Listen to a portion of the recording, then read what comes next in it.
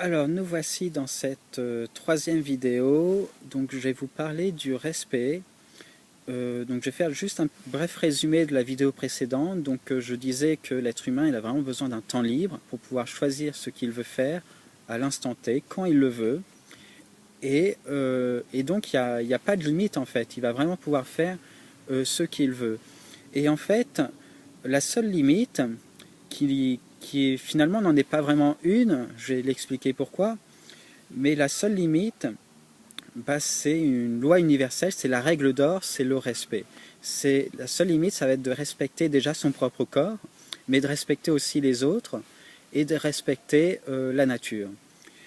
Et alors, c'est une limite, mais c'est pas forcément une contrainte.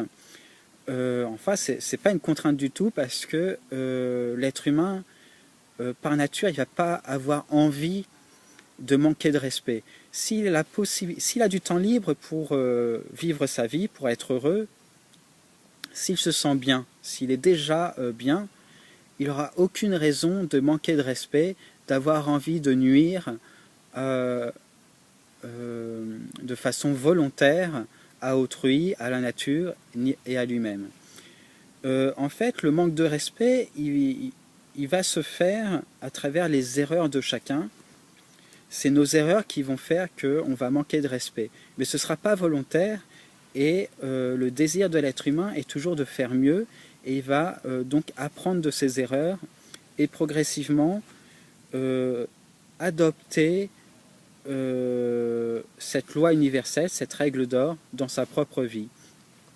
Et donc il va s'adapter, l'être humain il va apprendre et s'adapter pour que sa vie puisse, pour que son temps libre puisse être utilisé à la fois pour satisfaire son bien-être, donc son bonheur, ses besoins primaires, et donc ces trois axes que j'ai parlé, que sont l'idée de découvrir, de communiquer et de s'amuser. Et donc ces trois axes, la dose est différente pour chaque être humain.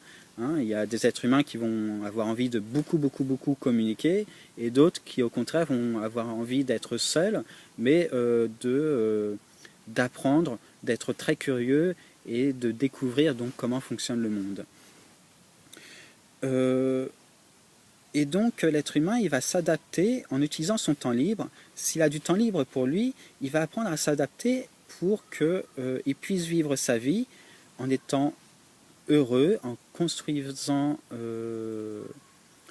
son chemin de vie, mais aussi en respectant le plus possible cette règle d'or, donc qui est le respect, donc c'est-à-dire son corps, la nature et les autres. Et donc cette règle d'or, déjà pour se respecter soi-même, comme on peut respecter son propre corps, ça va être le temps libre, parce que c'est ce qui va permettre de respecter son rythme et sa motivation. Donc ça, je ne vais pas retourner là-dedans parce que j'en ai parlé dans la vidéo précédente, mais c'est ce qui va permettre de faire ce que l'on aime et d'écouter son corps et donc de se respecter, voilà, de suivre ses envies, ses besoins. En fait, je vais préciser un petit peu les termes envie et besoin. En fait, si on suit ses envies, on va naturellement respecter et suivre ses besoins. Parce que l'idée, en fait, c'est qu'un être n'ait besoin de rien. L'idée, c'est qu'on ait besoin de rien, qu'on n'ait pas la sensation d'avoir besoin de quelque chose. Parce que si on a besoin de quelque chose, alors on devient dépendant de ce quelque chose.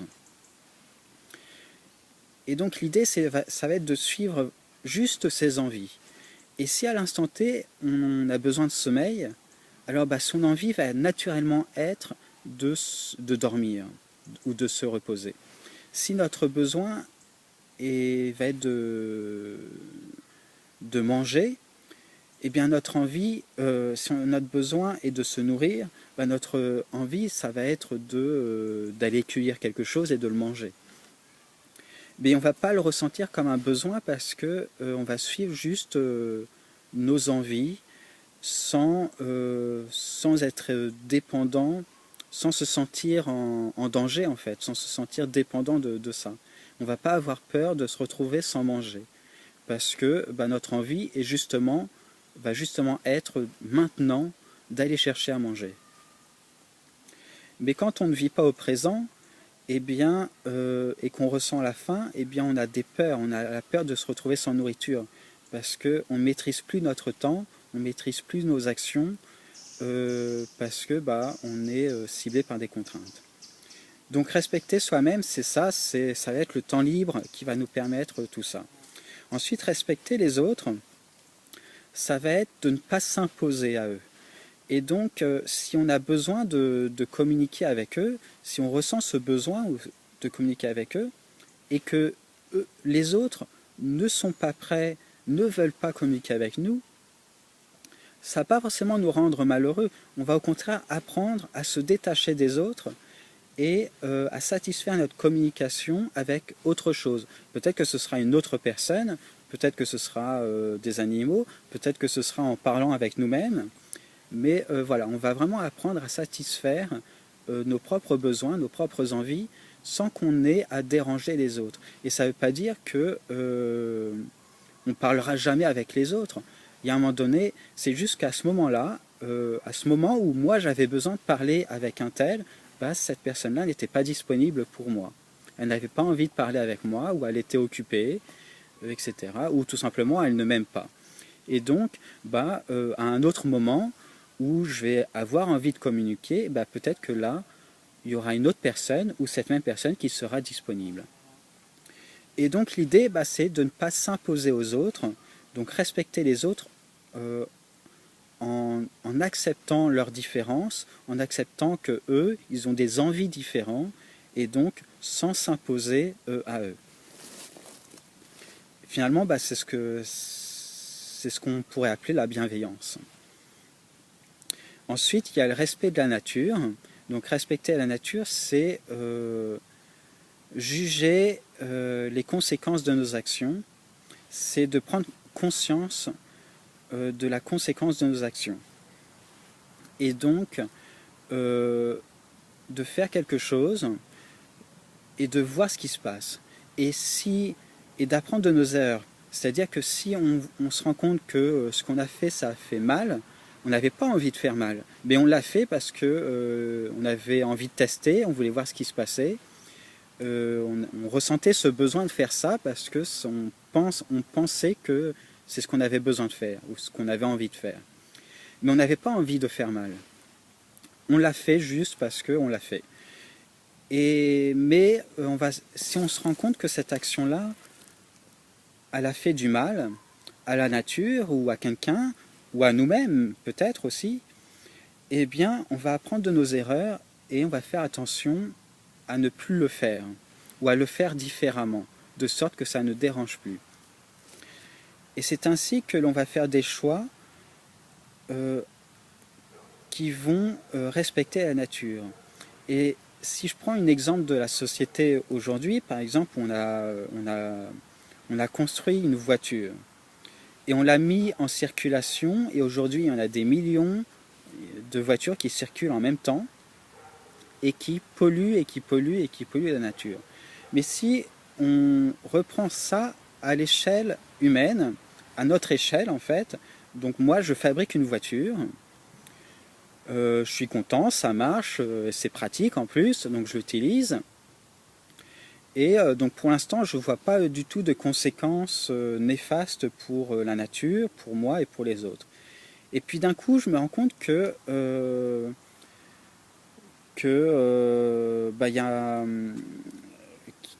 y a un côté dangereux parce que j'ai heurté un arbre ou j'ai heurté quelqu'un, j'ai créé un blessé.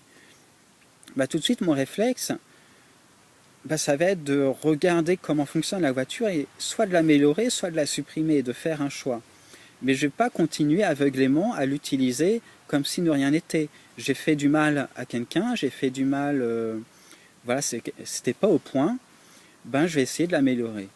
Et puis après, je me rends compte un peu plus tard que la voiture qui utilise de l'essence, elle pollue. et que la pollution a des conséquences sur la nature. Elle empêche par exemple, elle crée des maladies ou elle provoque la toux chez des êtres. Eh bien, du coup, je vais peut-être me dire, peut-être que je fasse attention et ne pas l'utiliser trop souvent. Et l'utiliser seulement quand j'en ai vraiment besoin. Et donc, voilà, on va déjà prendre conscience de nos actions, prendre conscience de ce que l'on a créé et agir en conséquence. Et on va se rendre compte aussi qu'on crée des routes avec du ciment, du béton, et que ça, c'est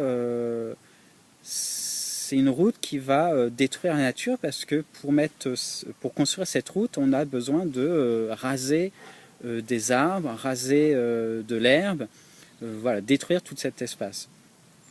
Et donc on va faire attention à ne pas créer trop de routes, pas faire plus que de ce dont on a besoin, et peut-être qu'on va se rendre compte que finalement on n'a pas du tout besoin de la route, pas du tout besoin de la voiture. Et donc c'est ça aussi d'appliquer cette règle d'or de respect en observant la nature, en observant les conséquences de nos gestes et en apprenant de nos erreurs.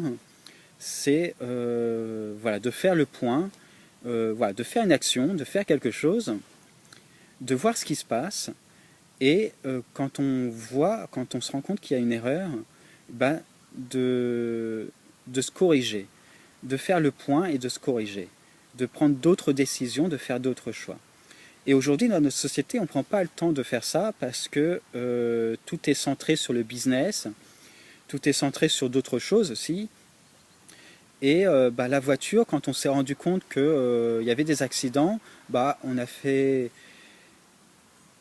qu'il y avait des accidents, que ça polluait, qu'on a construit plein de routes, qu'on a détruit beaucoup la nature et que on a fait aussi un quadrillage sur la nature et donc les animaux ne peuvent plus circuler librement parce qu'ils sont tout le temps, ils se retrouvent tout le temps sur une route et donc en danger et que maintenant on est à des millions à circuler sur les voitures et donc que les risques d'accidents sont énormes.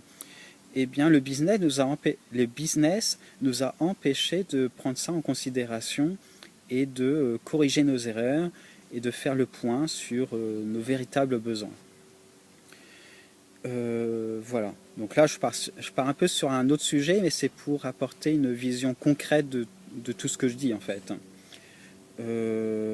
Voilà, donc là je termine cette vidéo et donc on va parler sur la prochaine vidéo du vivre ensemble, de cette vie en communauté, de cette idée de... donc là on a parlé de l'être humain seul en fait, comment il peut vivre. Et on a parlé de cette règle d'or qui est du respect, comment il peut, lui, le respecter, donc en faisant des erreurs, mais en s'auto-corrigeant. Et là, donc, on va parler de plusieurs êtres humains, comment ils peuvent vivre ensemble, tout en ayant du temps libre pour soi, et tout en pouvant vivre sa propre vie. Donc comment c'est possible, comment on va faire. Donc j'ai parlé de cette vie en groupe, cette vie en communauté, se vivre ensemble. Voilà, ce sera l'objet de la prochaine vidéo. À bientôt.